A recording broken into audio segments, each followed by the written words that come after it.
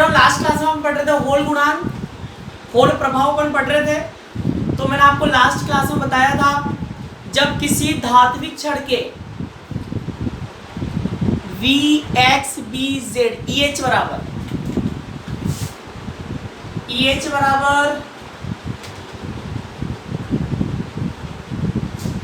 VXEZ कौन सी equation थी?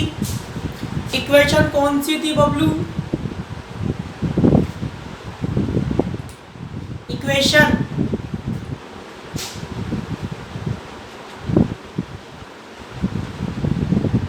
T sorry BZ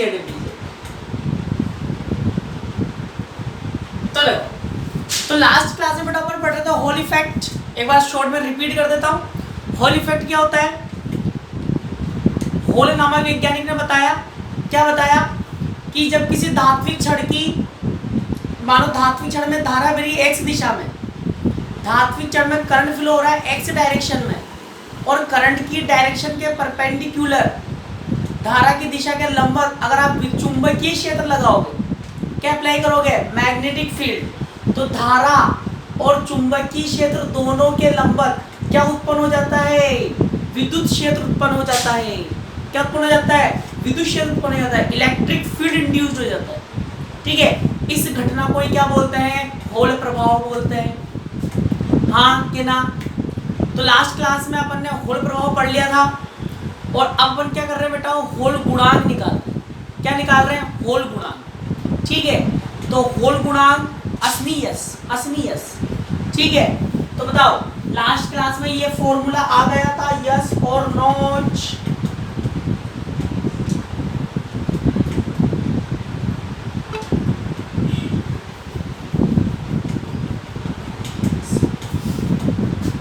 अब ध्यान से देखना, वेरी गुड। अब बेटा ध्यान से देखना, बताओ यहां से Vx का मान निकालो। Vx बराबर क्या आएगा? EH upon BZ। हाँ क्या ना? तब धारा घनत्व देन करंट डेंसिटी, अरे ये लो यार, तुम कैपिटलाइज कर लो ये खुश। और कुछ तुम बोल लो पहले, इधर आओ। तब धारा घनत्व, करंट डेंसिटी का फॉर्मूला क्या था? J बराबर NQ VX।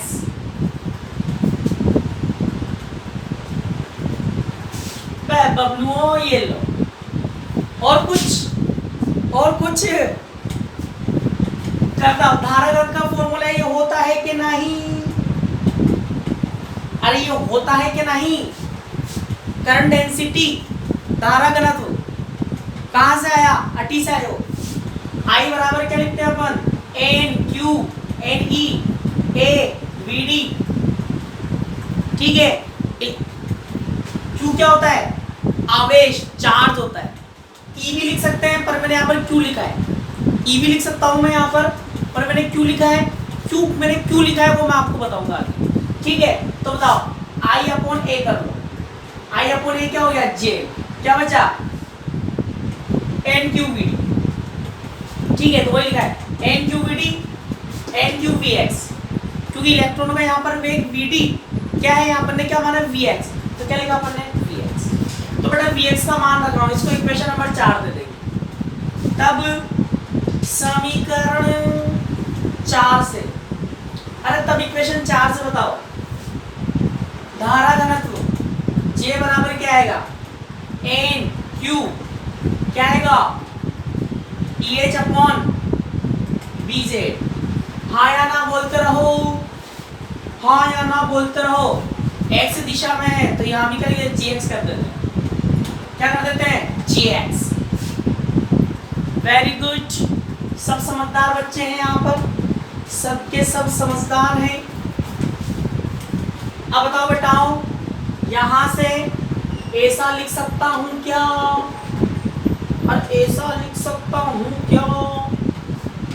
JX EH upon BZ, ऐसा लिख सकता हूं, हाँ क्या ना, यस और नॉट? ऐसा क्यों लिखा बेटा? ध्यान से देखना, बताओ n क्या होता है, कौन बताएगा? n क्या होता है? n कौन बताएगा? n क्या होता है बेटा, कौन बताएगा? स्मॉल n अपन क्या पढ़ते हुए आ रहे हैं 11th क्लास से, n क्या होता है? n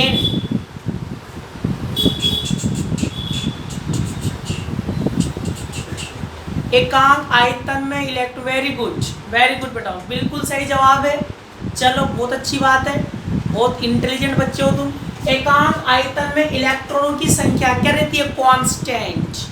क्या रहती है? कांस्टेंट। और क्यू क्या होता है बेटा? चार्ज, आवेश का होता है 1.6 इंटू 10⁻⁻⁴ कूलम। ये भी क्या है बेटा? कांस्टेंट। तो ये क्या बन जाएगा? इसी को क्या बोलते हैं? नया कांस्टेंट, होल गुणांक 1/n³ को अपन क्या बोलते हैं? होल गुणांक JX EH अपॉन BZ। इसको क्या बोलते हैं बबलुओं? Whole coefficient. यही क्या है? होल गुणांक है। ठीक है, तो ये तो अपन ने होल गुणांक निकाला। इसके बाद अपन क्या करेंगे? इस होल गुणांक का भौतिक महत्व लिखेंगे, फिजिकल इंपॉर्टेंस लिखेंगे, उसके बाद प्रायोगिक विधि से प्रैक्टिकली होल गुणांक कैसे ज्ञात किया जाता है वो अपन लिखेंगे। तो पहले यहां से लेके इक्वेशन 4 से छाप लो पूरा, जल्दी से जल्दी, तुरंत प्रभाव से।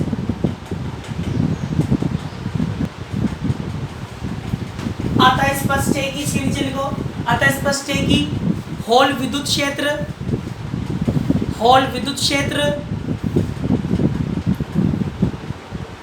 व होल विद्युत क्षेत्र व धारा घनत्व और चुंबकीय क्षेत्र, धारा घनत्व और चुंबकीय क्षेत्र के गुणनफल का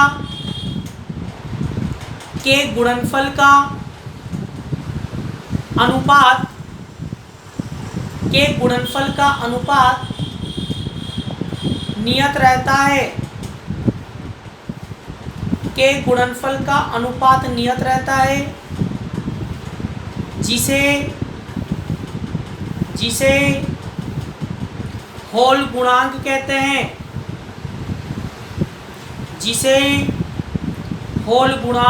हैं, लिख लिया, अरे लिख लिया।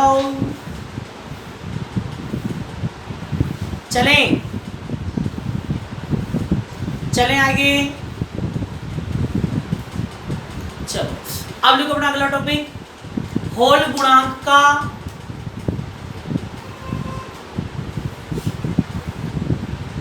पांच नंबर में आता है बेटा ये। अगर भौतिक महत्व भी पूछेगा तो 10 नंबर में आएगा। लिखो होल गुणांक का भौतिक महत्व, होल गुणांक का भौतिक महत्व, होल गुणांक का भौतिक महत्व। देखो बेटा होल गुणांक का भौतिक महत्व क्या क्या है, ध्यान से देखना, ध्यान से देखना।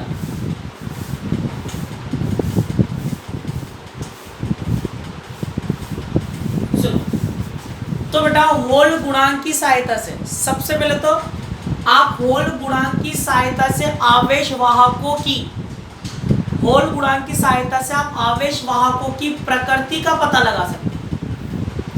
ठीक है, होल गुणांक से बेटा आप क्या कर सकते हो, चार्ज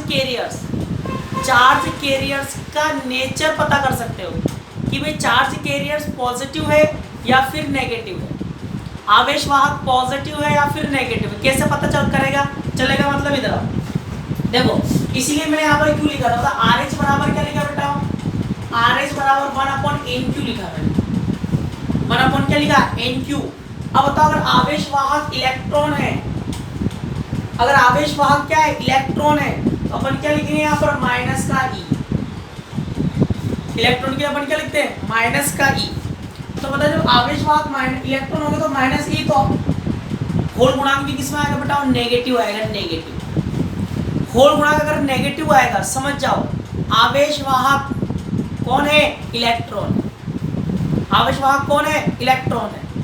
अब बताओ धातुओं में मेटल्स में धारा कौन प्रवाहित करते हैं, करंट कौन फ्लो करते हैं।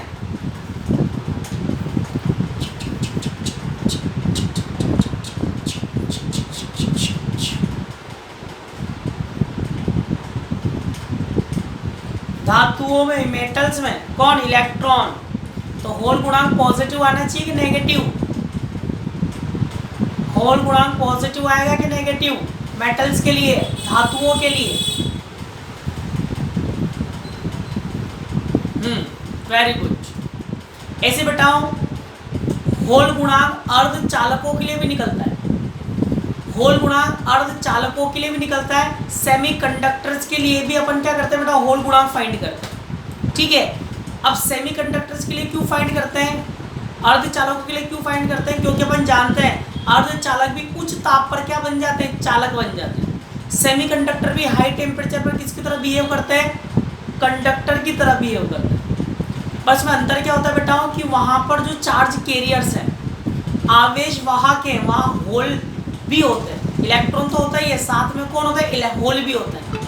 ठीक है, तो अर्धचालकों के लिए पॉजिटिव भी आते हैं और नेगेटिव भी आते हैं। ठीक है, कहने का मतलब क्या है, अगर Q बराबर इलेक्ट्रॉनों की वजह से माइनस आ रहा है, ठीक है, तो इलेक्ट्रॉन की वजह से आ रहा है,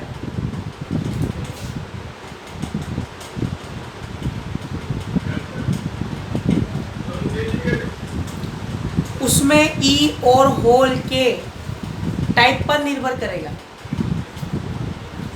बेटा। वो अशुद्ध में करेगा, अशुद्ध में। शुद्ध की अगर अपन बात करें तो जितने होल होंगे उतने इलेक्ट्रॉन भी तो होंगे। शुद्ध वाले में जितने होल उतने इलेक्ट्रॉन भी तो होंगे। ठीक है, तो बताओ अगर Q होल की वजह से वेरी है तो क्या लिखेंगे प्लस ई। तो ये क्या आया बेटा RH अगर प्लस में आया तो सिंपल सी बात है होल गुणांक की सहायता से आप आवेश वाहकों की प्रकृति का पता लगा सकते हो। अगर होल गुणांक नेगेटिव है तो समझ जाओ आवेश वाहक कौन है, इलेक्ट्रॉन है। और होल गुणांक अगर पॉजिटिव है तो आवेश वाहक धनायन है या फिर होल्स है। तो लिखो फर्स्ट नंबर लिखो, होल गुणांक की सहायता से, होल गुणांक की सहायता से आवेश वाहकों की,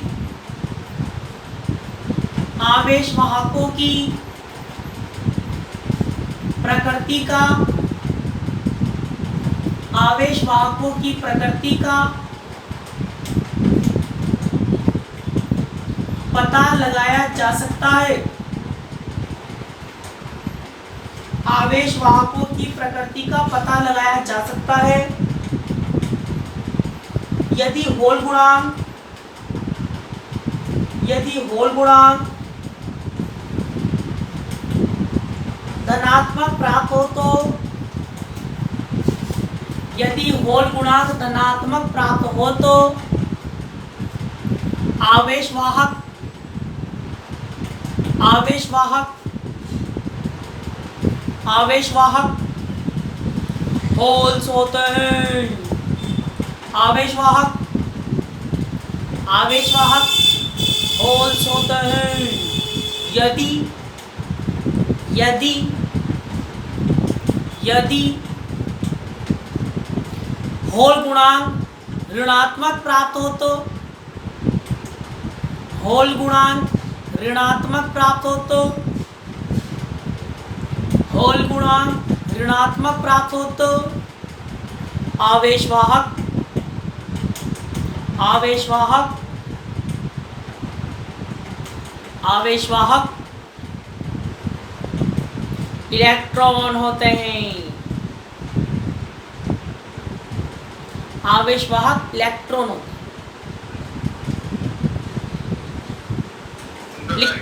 लिख लिया, अरे लिख लियो, के ना, चलो वेरी गुड। अब बेटा सेकंड नंबर लिखो। सेकंड नंबर क्या है,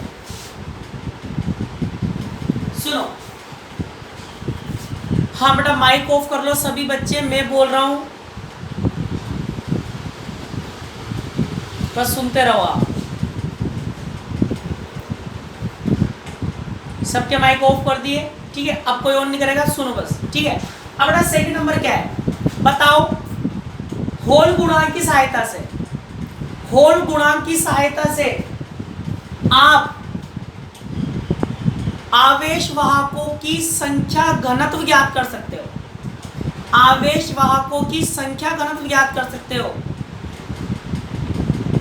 होल गुणांक से बेटा आप क्या कर सकते हो, चार्ज कैरियर्स की डेंसिटी फाइंड कर सकते हो। बताओ यहाँ एन क्या है, एन को अपन क्या बोल रहे हैं, एकांक आयतन में इलेक्ट्रॉनों की संख्या।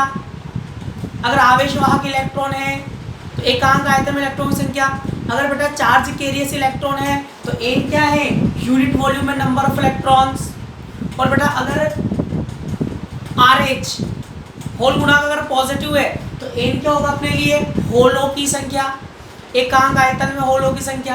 अगर RH पॉजिटिव है तो एन क्या बन जाएगा बताओ, यूनिट वॉल्यूम में नंबर ऑफ होल्स। तो कहने का मतलब क्या है, अगर RH आपको पता है तो RH इंटू क्यू करके अपन किसका मान निकाल सकते हैं, एन का मान निकाल सकते हैं। एन बराबर क्या लिखेंगे, 1/RH क्यू। तो कहने का मतलब क्या है, होल गुणांक की सहायता से, होल गुणांक की सहायता से आप आवेश वाहकों की संख्या भी ज्ञात कर सकते हो। तो लिखो सेकंड नंबर, होल गुणांक की सहायता से, होल गुणांक की सहायता से आवेश वाहकों की, आवेश वाहकों की संख्या, आवेश वाहकों की संख्या घनत्व, आवेश वाहकों की संख्या घनत्व ज्ञात की जा सकती है। आवेश वाहकों की संख्या घनत्व ज्ञात की जा सकती है।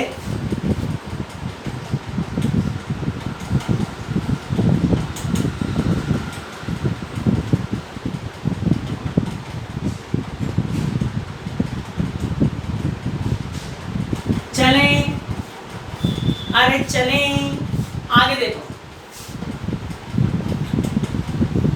अगला क्या है, ध्यान से सुनो। अब बताओ गतिशीलता का नाम सुना है आपने,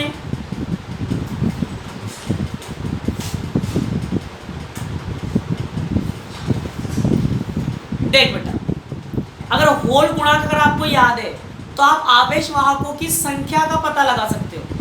एकांक आयतन में कितने इलेक्ट्रॉन है, एकांक आयतन में कितने इलेक्ट्रॉन है वो पता लगा सकते हो, या एकांक आयतन में कितने होल है वो पता लगा सकते हो। RH अपन क्या लिख रहे हैं, RH बराबर क्या, ये तो लिखा करना है, RH बराबर 1/NQ। मान लो धातु की बात चल रही है, धातु की बात चल रही है तो धातु में आवेश वाहक कौन है, इलेक्ट्रॉन है। धातु में आवेश वाहक कौन है, इलेक्ट्रॉन है। एन का मान निकालना है, एन बराबर क्या होगा, 1/RH इंटू ई। ठीक है, RH इंटू ई, तो RH को ई से इंटू कर देंगे, क्या आ जाएगा, RH इंटू 1/RH, RH ई का मान निकाल लेंगे, क्या आ जाएगा आपके पास, एकांक आयतन में इलेक्ट्रॉनों की संख्या, जो कि अलग अलग धातुओं में अलग अलग होती है। लोहे में अलग होगी, तांबे में अलग होगी, स्टील में अलग होगी, सब में, एल्यूमिनियम में अलग होगी, सब में अलग अलग होती है। चलो अब मुझे बताओ, क्या आपने गतिशीलता का नाम सुना है, गतिशीलता, मोबिलिटी, मोबिलिटी कौन बताएगा गतिशीलता, हाँ बताओ। एकांक विद्युत क्षेत्र होने पर इलेक्ट्रॉन का अपवहन वेग, वेरी गुड बेटा वेरी गुड। एक बच्चे का आंसर बिल्कुल सही आता है, सुनील शर्मा नाम का एक बालक है, बिल्कुल इंटेलिजेंट बालक लग रहा है मेरे को, खैर सेकेंड ईयर में भी था, ऐसी बात नहीं। ठीक है, तो बताओ गतिशीलता क्या होती है, अपन जानते हैं अपवहन वेग, अपवहन वेग आरोपित विद्युत क्षेत्र के क्या होता है, समानुपाती। Drift velocity directly proportional to electric field proportional remove किया था, क्या था म्यू, क्या था म्याऊ म्याऊ। अब बताओ यहाँ म्यू क्या होता है, गतिशीलता, Vd अपॉन ई, यदि E बराबर कितना हो 1 वोल्ट प्रति मीटर, म्यू बराबर क्या आएगा Vd।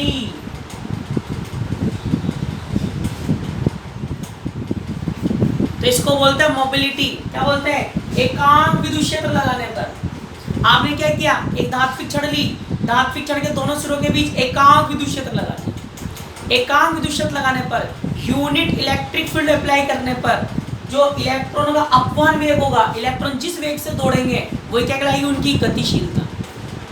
क्या कहलाएगी, गतिशीलता। ज्यादा वेग से दौड़ेंगे तो गतिशीलता ज्यादा होगी, कम वेग से दौड़ेंगे तो गतिशीलता कम होगी। तो एकांक विद्युत क्षेत्र में इलेक्ट्रॉन जिस अपवहन वेग से दौड़ते हैं, जिस वेलोसिटी से मोशन करते हैं, वही क्या होती है इनकी मोबिलिटी, वही क्या होती है इनकी गतिशीलता।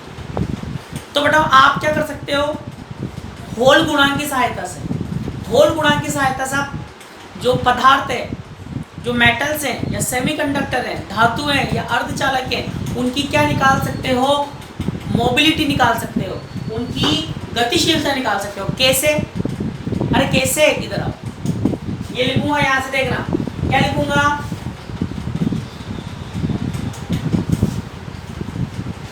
क्या लिखूंगा, थर्ड नंबर Vx समानुपाती Ex, Vx समानुपाती Ex, समानुपाती हटाएंगे क्या आएगा, कांस्टेंट, समानुपाती हटाएंगे क्या आएगा, कांस्टेंट म्याऊ Ex, क्या आएगा, म्याऊ Ex। अब बताओ म्याऊ बराबर क्या आएगा, म्याऊ बराबर Vx अपॉन Ex, हाँ के ना, अरे हाँ के ना,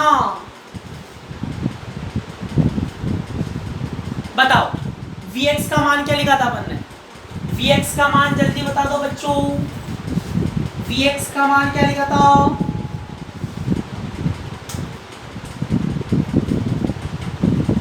Vx का मान, Vx बराबर क्या था,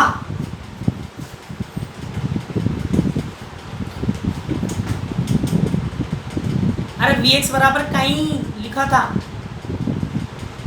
EH upon BZ, very good, EH upon BZ, यहाँ भी EH आना चाहिए,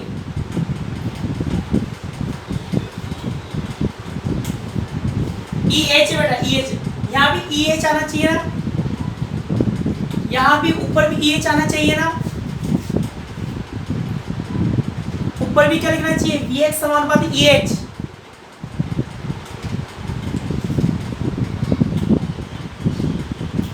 ऊपर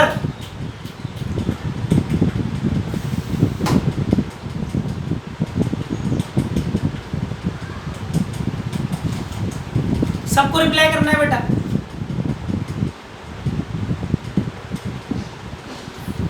गलती से EX लिखा गया, क्या ना चाहिए EH, हाँ हूं तो बोलो, कुछ तो बोलो, ये तो छोरियां कुछ भी नहीं बोलती हैं, हाँ एक बालिका बोली, सबको रिप्लाई करना है, प्रत्येक बच्चों को रिप्लाई करना है, प्रत्येक को। भाई यहाँ क्या है, VD समानुपाती E है, VD समानुपाती E,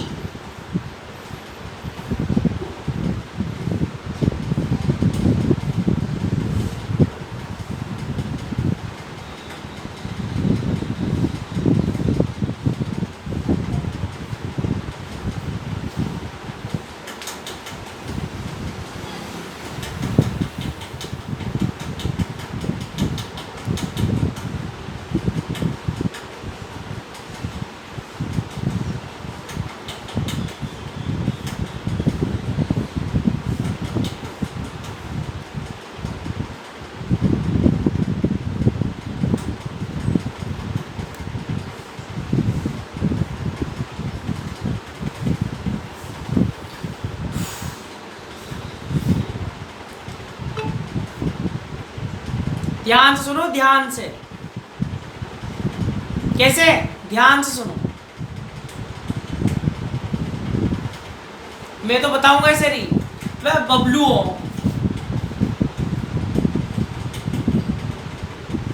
बता रहा हूं। मैं तुमसे यूं कह रहा हूं कि मैं यूं कह रहा हूं बी एक्स हमारे पास ई एच आना चाहिए, तुम कह रहे हो हाँ सर आना चाहिए, अरे हाँ मास्टर आना चाहिए, आना चाहिए, ई एच आना चाहिए। ये ई एच क्यों लिखा मैंने? ई एच क्यों लिखा? इधर आओ। कल मैंने आपको बोला था एक्स दिशा में धारा बह रही है। कल क्या बोला था मैंने? एक्स डायरेक्शन में करंट फ्लो होता है, एक्स डायरेक्शन में। अब बताओ क्या करंट अपने आप फ्लो हो जाएगा क्या? है क्या धारा अपने आप बह जाएगी क्या? धारा अपने आप बह जाएगी क्या? जल्दी बताओ। नहीं बहेगी ना। धारा बहाने के लिए क्या लगाना पड़ेगा? धारा बहाने के लिए क्या लगाना पड़ेगा? विद्युत क्षेत्र लगाना पड़ेगा। एक्स दिशा में लगेगा, जब भी तो एक्स दिशा में विद्युत क्षेत्र लगाओगे, ईएफ मत बोलो, एक्स दिशा में विद्युत इलेक्ट्रिक फील्ड लगाना पड़ेगा। Very good. तो एक्स दिशा में बेटा विद्युत क्षेत्र लगाएंगे तभी तो धारा बहेगी, अरे तभी तो करंट फ्लो होगा। नहीं होगा क्या? ईएच तो क्या है? उत्पन्न विद्युत क्षेत्र है। ईएच क्या है? ईएच उत्पन्न विद्युत क्षेत्र है, वो भी वाई दिशा में, वाई डायरेक्शन में। तो इलेक्ट्रॉनों मतलब धारा बहाने के लिए भी विद्युत क्षेत्र लगाना पड़ेगा। तो ईएक्स क्या है? वो विद्युत क्षेत्र है, धारा वाला विद्युत क्षेत्र है, धारा वाला। कौन सा? धारा बहाने के लिए विद्युत क्षेत्र लगाया, वो है ये। तुम्हारे अनुसार तो मैं कर दूं उसको ईएच, कर दूं ना ईएच, है देखो। तो याद रखना वहां ईएक्स क्यों लिखा मैंने? क्योंकि धारा बहाने के लिए भी क्या लगाना पड़ेगा? विद्युत क्षेत्र लगाना पड़ेगा। तो वो विद्युत क्षेत्र है। चलो कर दो सब ईएस, कर दो ये, ठीक है। तो देखो अब बताओ म्यू का मान निकालिए, वीएक्स अपॉन ईएक्स, वीएक्स बराबर ये होता है ये। अब बताओ तब गतिशीलता मोबिलिटी म्याऊ बराबर क्या आएगा? म्याऊ बराबर EH अपॉन BX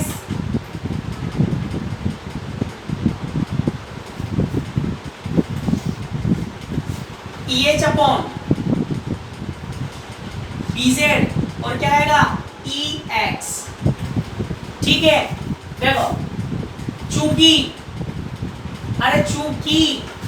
अब बताओ EH अपॉन BZ का मान निकालो। EH अपॉन BZ क्या होता है बताओ? चूंकि EH अपॉन BZ बराबर क्या होता है बताओ? JX RH ये होता है, हाँ के ना? JX RH। तब म्याऊ बराबर ये क्या हो जाएगा? EH अपॉन BX क्या हो जाएगा? JX RH upon EX। ठीक है, तो कहने का मतलब क्या है बेटाओ कि होल गुणांक ज्ञात होने पर आप क्या निकाल सकते हो? गतिशीलता भी ज्ञात कर सकते हो, मोबिलिटी ज्ञात कर सकते हो। छाप लो यहाँ तक, जल्दी से छाप लो, यहाँ तक छापना।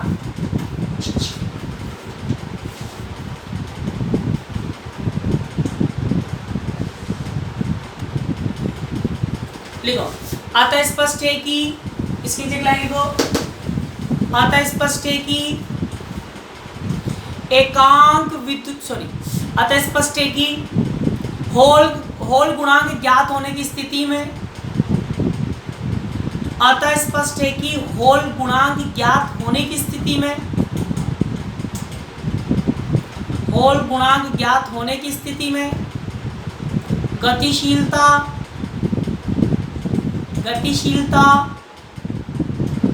ज्ञात की जा सकती है। गतिशीलता ज्ञात की जा सकती है।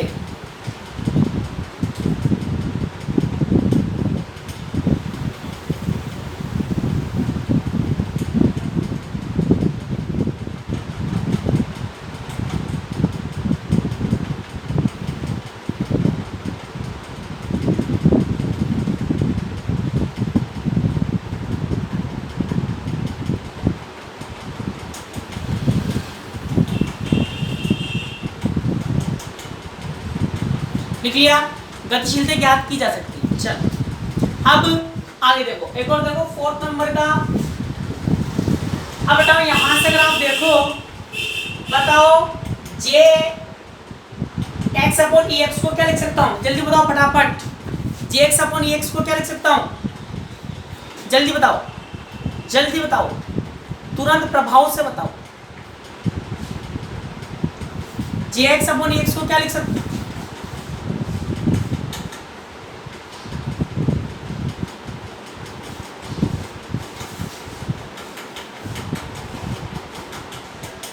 हाँ, तो क्या लिख सकते हैं बेटा अपन यहाँ पे, इसको अपन क्या लिख देंगे, म्यू बराबर, या लिख दो, क्या लिखेंगे, चूंकि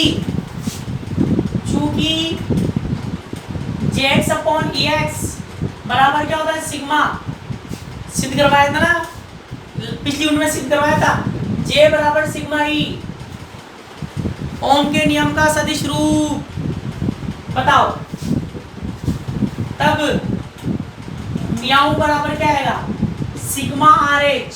तो सिग्मा बराबर क्या आएगा, म्याऊ अपॉन आर एच। तो क्या लिखेंगे, होल गुणांक ज्ञात होने की स्थिति में, होल गुणांक ज्ञात होने की स्थिति में विद्युत चालकता, इलेक्ट्रिक कंडक्टिविटी भी आप ज्ञात कर सकते हैं। छाप लो, छाप लो जल्दी से जल्दी।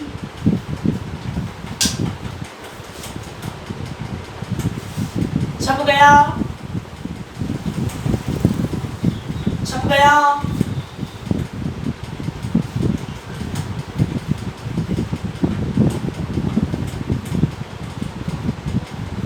छप गया, लिखो। अतः स्पष्ट है कि, अतः स्पष्ट है कि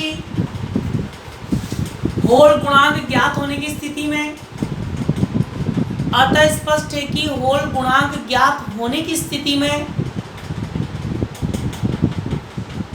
होल गुणांक ज्ञात होने की स्थिति में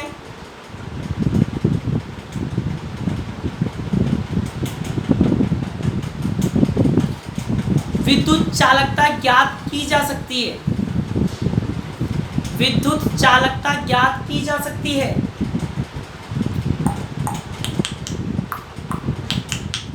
चलिए, अतः स्पष्ट है कि होल गुणांक ज्ञात होने की स्थिति में विद्युत चालकता ज्ञात की जा सकती है। चलें,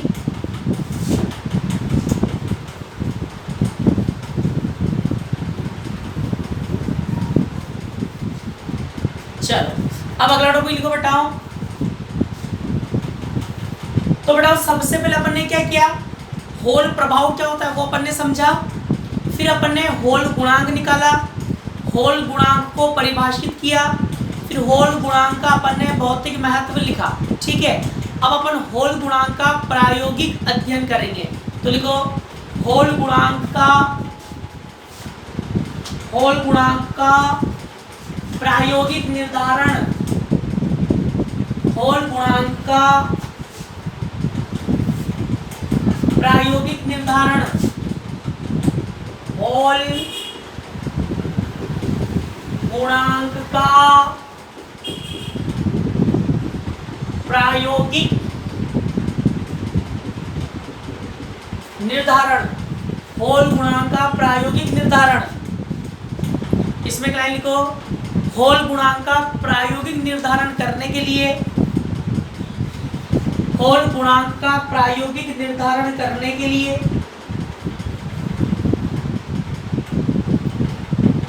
प्रायोगिक व्यवस्था को, प्रायोगिक व्यवस्था को नीचे चित्र में, नीचे चित्र में दर्शाया गया है। नीचे चित्र में दर्शाया गया है।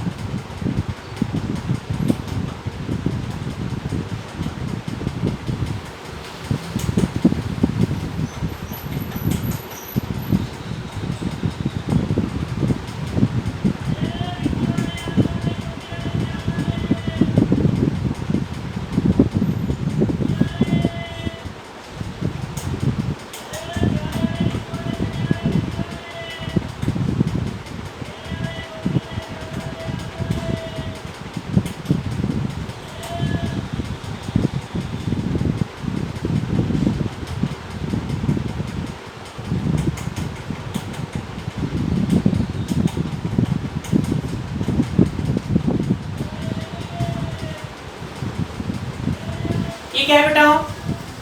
एक धात्विक चालक पट्टी का है, मेटल कंडक्टिंग प्लेट है, प्लेट जिसको अपन ने कहा रख दिया,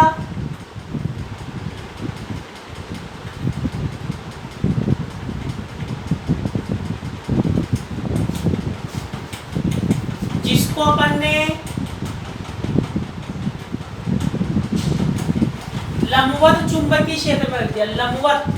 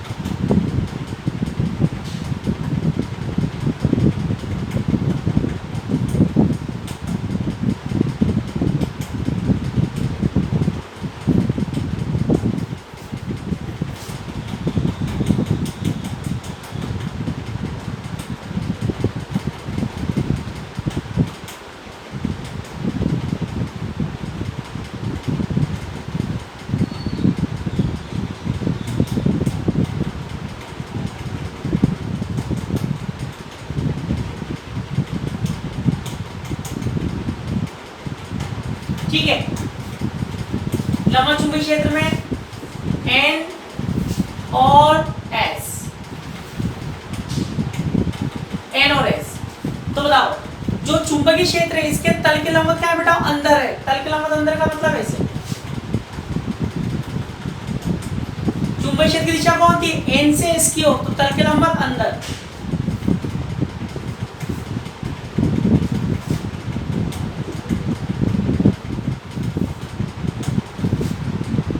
ठीक है, और अपन ने इसमें क्या भाई, धारा बहाने के लिए, धारा बहाने के लिए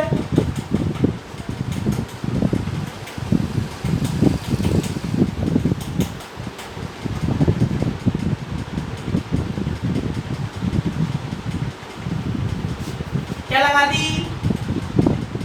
बैटरी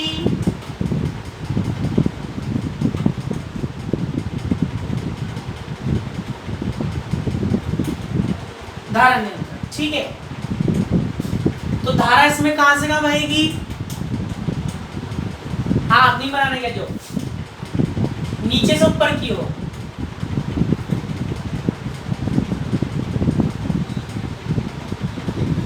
ठीक है, धारा कहां बहेगी? नीचे से ऊपर की ओर। और बेटा इसकी लंबाई कितनी मान लेता हूं मैं? L,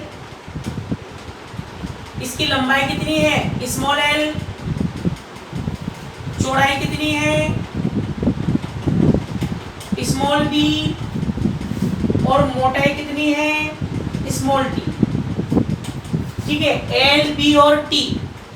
धारा को मापने के लिए अपन क्या लगाएंगे, एक अमीटर। धारा को मापने के लिए अपन क्या लगाएंगे, एक अमीटर। और इस चुंबकीय क्षेत्र को मापने के लिए क्या लगाते हैं, गॉस मीटर। चुंबकीय क्षेत्र किससे मापते बेटा, गॉस मीटर से मापते हैं। अब ध्यान सुनना बिल्कुल, अपन ने क्या लिए, धात्विक पट्टिका पर विचार किया जो लंबवत चुंबकीय क्षेत्र में रखी है। बताओ चुंबकीय क्षेत्र कौन सी दिशा में है, ये मान लो एक्स वाई जेड। तो बेटा चुंबकीय क्षेत्र हो गया एक्स दिशा में, या मान लो। अब बताओ चुंबकीय क्षेत्र अंदर की ओर है, धारा बह रही है यूं। चुंबकीय क्षेत्र अंदर है, धारा बह रही है यूं। तो बताओ होल विद्युत क्षेत्र कौन सी दिशा में उत्पन्न होएगा। अब से मान लो, बताओ होल विद्युत क्षेत्र यहाँ कैसे बताओगे, इधर आओ। धारा बह रही है एल दिशा में, एल बोल सकते हो आप, एल डायरेक्शन में। धारा बह रही है एल डायरेक्शन में, ठीक है। चुंबकीय क्षेत्र है टी दिशा में, टी डायरेक्शन में चुंबकीय क्षेत्र है, टी डायरेक्शन में। तो बताओ होल विद्युत क्षेत्र कौन सी दिशा में उत्पन्न होगा, जल्दी बताओ।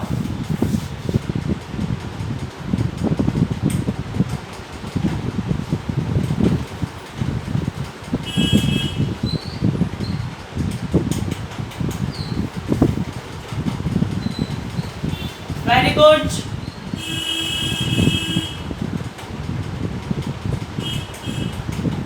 Very good. तो कौन सी दिशा में उत्पन्न होगा, होल विभव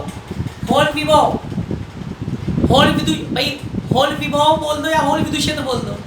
होल विद्युत क्षेत्र कब आया था, जब पॉजिटिव और नेगेटिव आए थे। एक तरफ पॉजिटिव एकत्र हो गए थे, दूसरी तरफ नेगेटिव एकत्र हो गए थे, तो उसको अपन ने होल विद्युत क्षेत्र बोला था। तो होल विद्युत क्षेत्र कब आएगा, जब होल विभव आएगा, होल पोटेंशियल आएगा। ठीक है, तो यहाँ पर होल पोटेंशियल कौन सी दिशा में आएगा, बी दिशा में।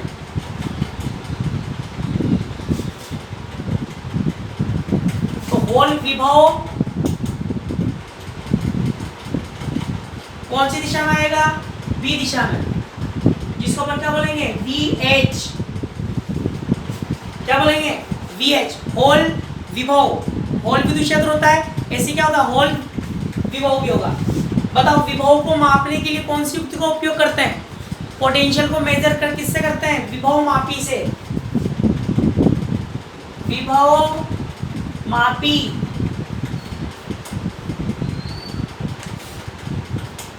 विभव मापी से। देखो एक बार रिपीट कर देता हूं,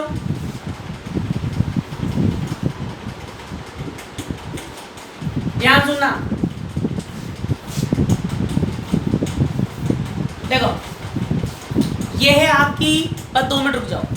ये है आपकी धात्विक पट्टिका, यूं रखी हुई है, ऐसे रखी है। चुंबकीय क्षेत्र बेटा यूं, चुंबकीय क्षेत्र यूं, ठीक है। तो ये तो क्या है, टी है, ये टी है, ये एल है, और ये क्या है, बी है। तो चुंबकीय क्षेत्र तो यूं है। और धारा कैसे है, धारा है यूं, ये ब्लू मार्कर क्या है, आई है अपना, धारा है यूं। तो होल विद्युत क्षेत्र कौन सी डायरेक्शन में उत्पन्न होगा, इस डायरेक्शन में। ये ग्रीन वाला क्या है, अपना होल विद्युत क्षेत्र है, होल विद्युत क्षेत्र, ठीक है। तो होल विभव, भाई विद्युत क्षेत्र कब आएगा, जब विभवांतर होगा। विभवांतर का मतलब नीचे क्या था, कल डायग्राम बनाया था, नीचे क्या था, पॉजिटिव, ऊपर क्या था, नेगेटिव। तभी तो क्या आया था, विद्युत क्षेत्र आया था पॉजिटिव से नेगेटिव, ठीक है। विभव का अंतर, पॉजिटिव नेगेटिव का मतलब विभव का अंतर, विभवांतर, ठीक है। तो इस डायरेक्शन में, मतलब बी की डायरेक्शन में, ये बी है अपना, बी डायरेक्शन में बेटा क्या आएगा, होल विभव आएगा। तो धारा को मापने के लिए लगाते हैं अमीटर, चुंबकीय क्षेत्र को मापने के लिए लगाते हैं गॉस मीटर, और विभवांतर को मापने के लिए क्या लगाते हैं, विभव मापी, ठीक है। इसको कल एक बार रिपीट करूंगा। डायग्राम का फोटो ग्रुप में भेज रहा हूँ, उसमें से बना लेना वरना भी टाइम लगेगा, ठीक है।